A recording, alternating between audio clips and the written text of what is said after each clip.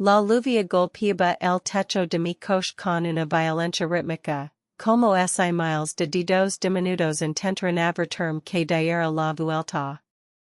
Frente a mí, el sanatorio de Blackwood se erguía contra el cielo plomizo, una mole de piedra gris y ventanas rotas que parecían cuencas oculares vacías. El aire estaba cargado de una humedad espesa, un olor a tierra mojada y algo más, algo dulce y putrefacto que se filtraba por las rejillas de ventilación. Había pasado años investigando leyendas urbanas, pero Blackwood era el santo grial de lo paranormal. Se decía que en los años 50, el director del Centro experimentó con frecuencias sonoras para limpiar la mente de los esquizofrénicos, pero solo logró fragmentar sus almas. Vaya del coche, sintiendo como el frío me calaba los huesos, y encendí mi linterna. El haz de luz cortó la oscuridad, revelando el camino de grava invadido por la maleza. Cruzar el umbral de la puerta principal fue como entrar en el vientre de una bestia dormida. El eco de mis botas sobre el mármol agrietado resonaba con una intensidad antinatural, como si alguien más estuviera caminando exactamente el mismo ritmo que yo, justo detrás. El pasillo principal se extendía hacia la penumbra, flanqueado por archivadores oxidados y camillas volcadas que parecían esqueletos de metal. Me detuve un momento para ajustar la grabadora de voz en mi pecho. El silencio era absoluto, un silencio denso que zumbaba en mis oídos. Al iluminar las paredes, six que la pintura se descascaraba en tiras largas, revelando inscripciones frenéticas taladas en el yeso. No escuchas el zumbido, decía una y otra vez, repetido cientos de veces en una caligrafía desesperada que bajaba hasta el suelo. Mientras avanzaba hacia el ala médica, empieza a notar cambios en la temperatura.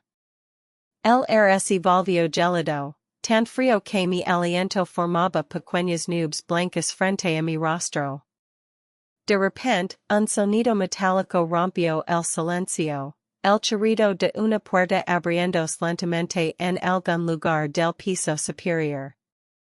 Era un sonido lento, deliberado, que me erizó el velo de la nuca.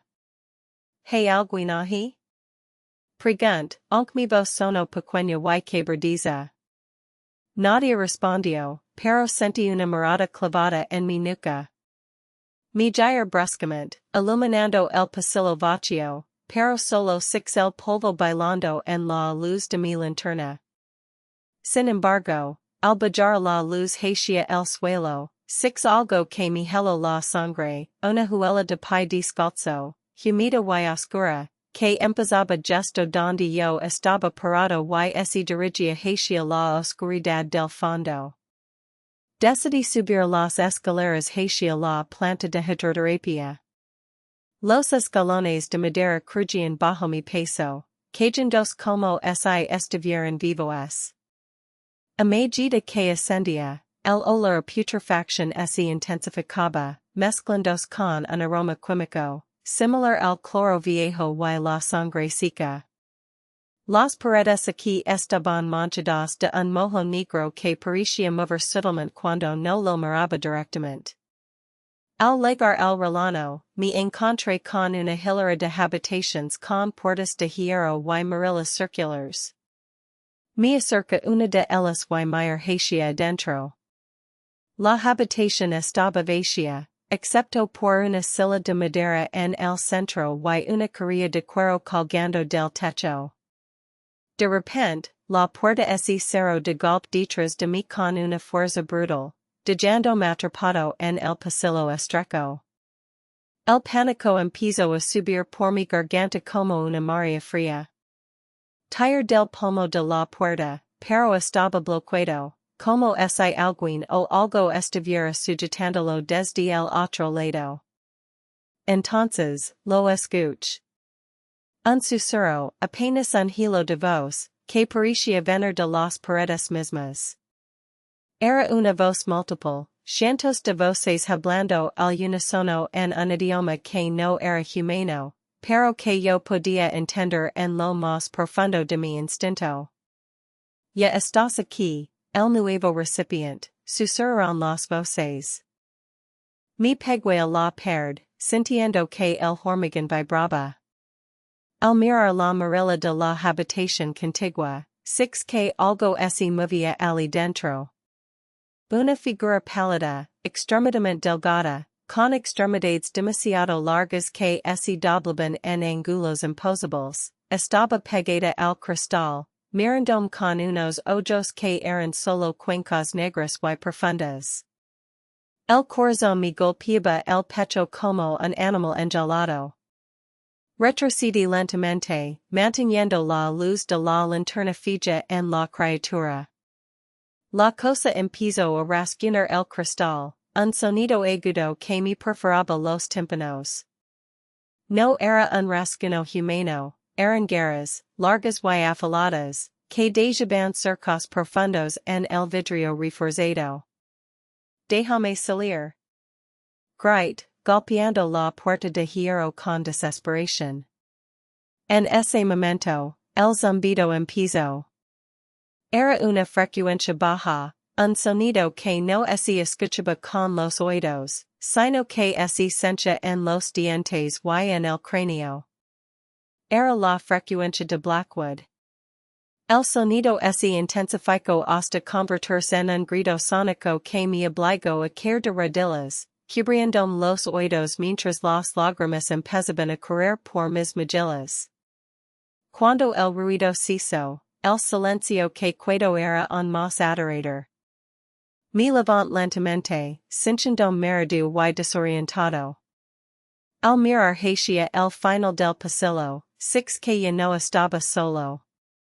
Varias figuras estaban de pie, distribuidas a intervalos regulares.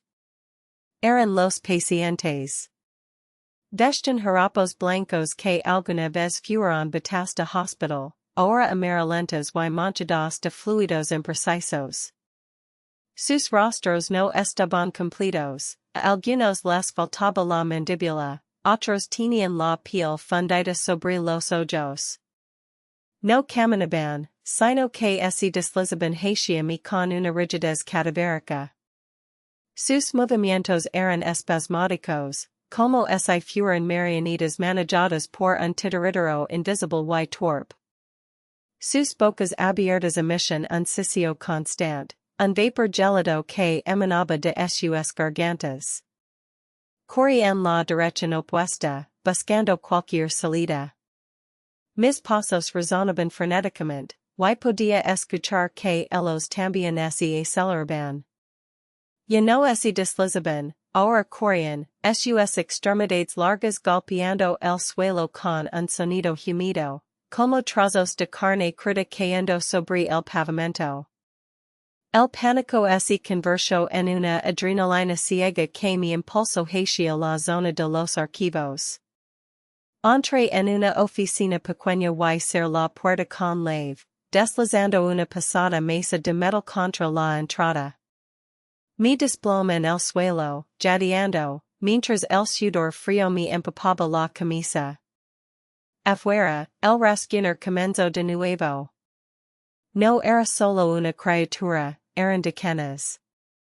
Las garras arrancaban la madera y el metal, buscando cualquier rendija por la cual introducirse. Para calmarme, encendí la linterna y empecé a revisar los papeles que había sobre el escritorio.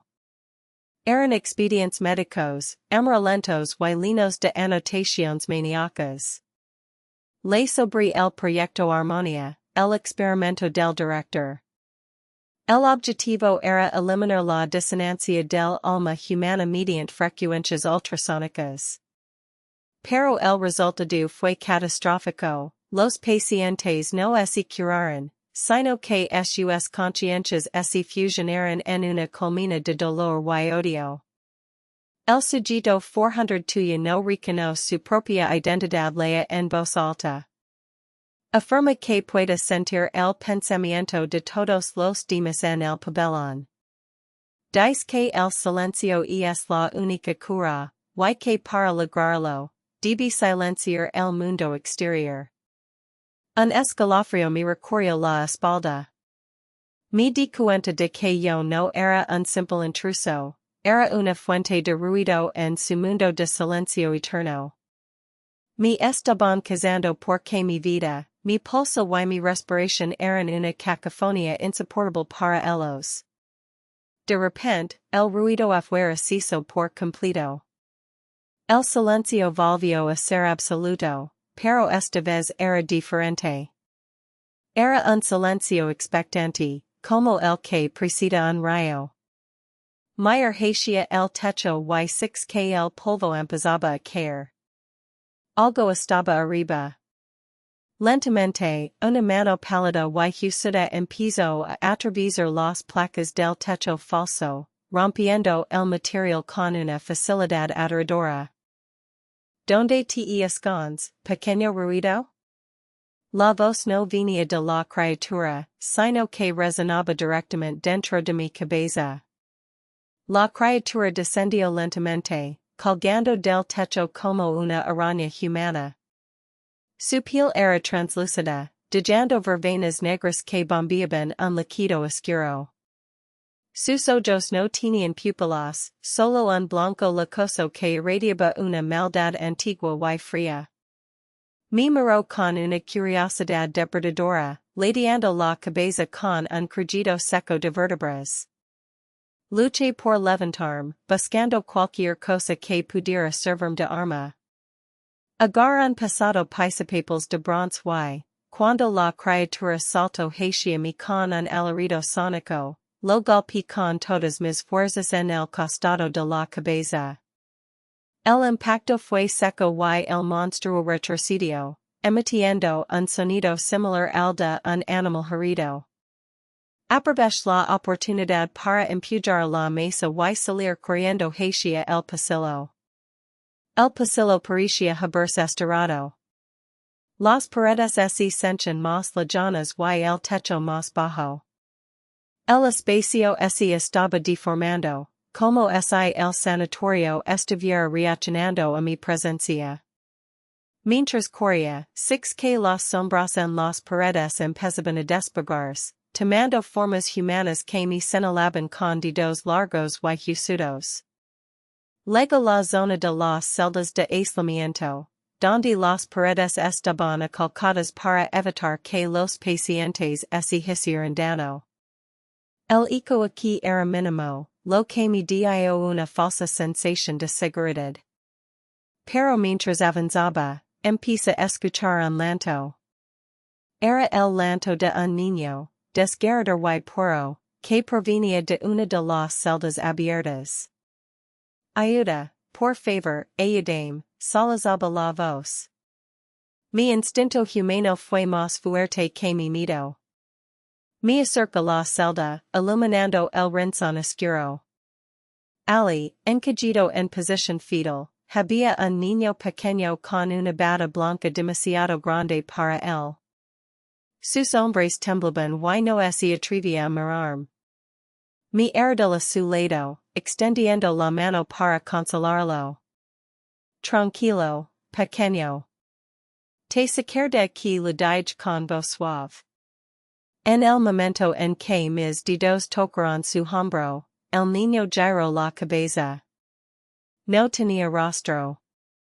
En lugar de ojos, nariz y boca, solo había una superficie de piel lisa y tensa, con una hendidura vertical que se abrió lentamente para revelar miles de dientes afilados como agujas.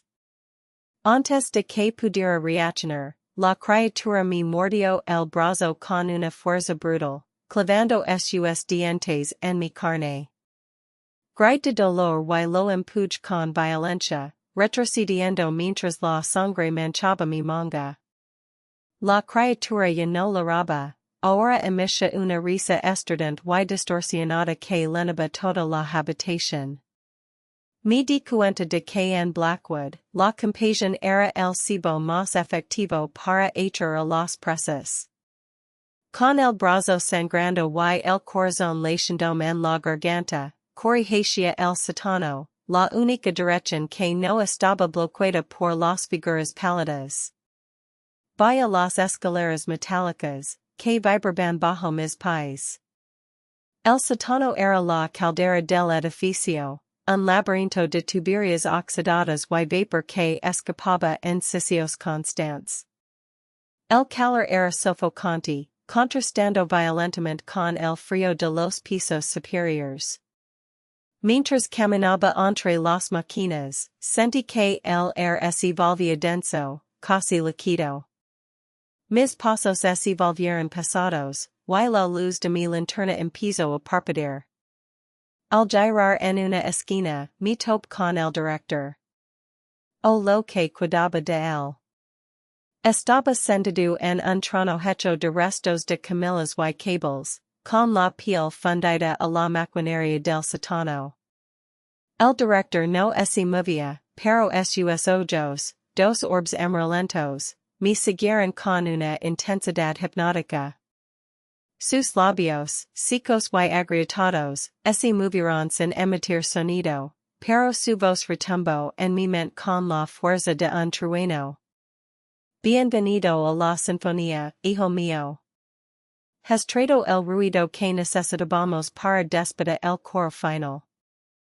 Me di cuenta de que el director no era el carcelero, sino el director de una orquesta macabra.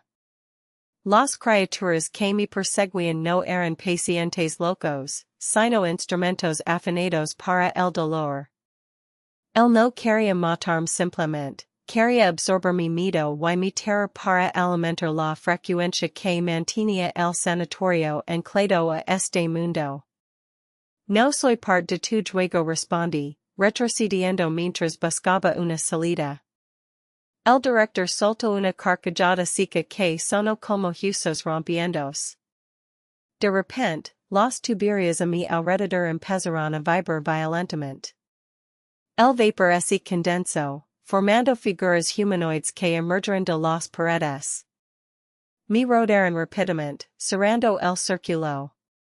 No atacaron de inmediato, se quedaron allí, observándome, esperando la señal de su maestro. Sentí que el zumbido regresaba, pero esta vez era diferente. No era una frecuencia externa, sino que empezaba a nacer desde dentro de mi propio pecho. El director había plantado algo en mí, una semilla de disonancia que empezaba a crecer, desgarrando mis sentidos. En un acto de desesperación, fixé una válvula de presión roja sobre una de las calderas principales. Si lograba abrirla, la explosión de vapor podría crear la distracción necesaria para escapar. Corrigencia ella, esquivando los zarpazos de las sombras que ahora se intentaban atraparme. Sentí que mis piernas pesaban toneladas y que mi visión se nublaba. Justo cuando mis dedos tocaron la válvula, una mano fría y poderosa me agarró del tobillo y me tiró al suelo con una violencia brutal. Mi cabeza golpeó el cemento, y por un segundo, todo se volvió negro. Al recuperar la conciencia, fixé el director sobre mí, su rostro a pocos centímetros del mío. Su aliento olía a formal y a tiempo olvidado. El silencio es la única verdad, susurró el director. Y tú serás el silencio más profundo de todos. Con un último esfuerzo, extendí mi mano y giré la válvula con toda la fuerza que me quedaba. Hubo un sonido ensordecedor, un estallido de metal que se rasgaba, y una columna masiva de vapor hirviente salió disparada, golpeando directamente al director y a las criaturas que me rodeaban. El grito que emitieron no fue humano, fue un acorde disonante que hizo que las paredes del sótano empezaron a agrietarse. Aproveché el caos y la nube de vapor para arrastrar hacia el conducto de ventilación que conduce al exterior.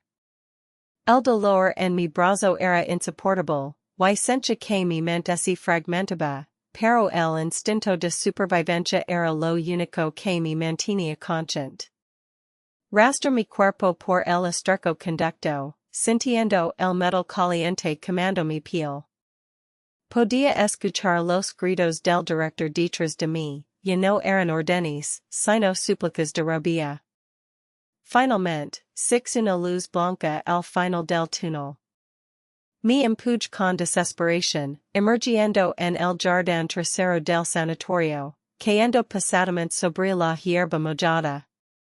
No mira atrás. Corrí hacia mi coche, encendí el motor y aceleré a fondo, dejando atrás la mole de piedra de Blackwood. Mientras me alejaba, mira por el espejo retrovisor.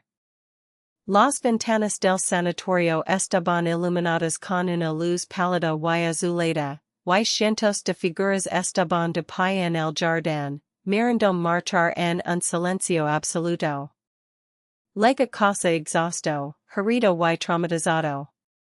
Me dish para quitarme el olor a cloro y muerte, pero por más que frotaba, sentía que algo permanecía en mi piel. Paran los días y empieza a notar cosas extrañas. El ruido de la ciudad, el tráfico, la televisión, todo empezó a sonar demasiado fuerte, insoportable. Me encontraba tapándome los oídos en medio de la calle, sintiendo que el mundo era una cacofonía gritando en mi cara. Una noche, mientras intentaba dormir, me di cuenta de que el silencio de mi habitación no era real. Había un zumbido muy tenue, una frecuencia baja que vibraba en las paredes de mi dormitorio. Me senté en la cama, aterrado, y encendí la luz. Al mirar el espejo del baño, salta un grito que se quedó atrapado en mi garganta. Mi reflejo no se movía al mismo tiempo que yo. La versión de mí mismo en el espejo estaba inclinando la cabeza, con una expresión de curiosidad depredadora. Y entonces, el reflejo abrió la boca, pero no salió mi voz. El silencio no se puede evitar, susurró la voz del director desde el espejo. Porque ahora, tú eres el director de tu propia sinfonía. En ese momento, sentí que mi mandíbula se desencajaba sola, abriéndose más de lo humanamente posible, y empecé a escuchar, con total claridad, los gritos de los pacientes de Blackwood resonando dentro de mi propia cabeza, llamándome para que volviera a casa. Si te gustó este video, suscríbete, comenta y comparte para que me ayudes a traer más videos como este. Nos vemos en el próximo.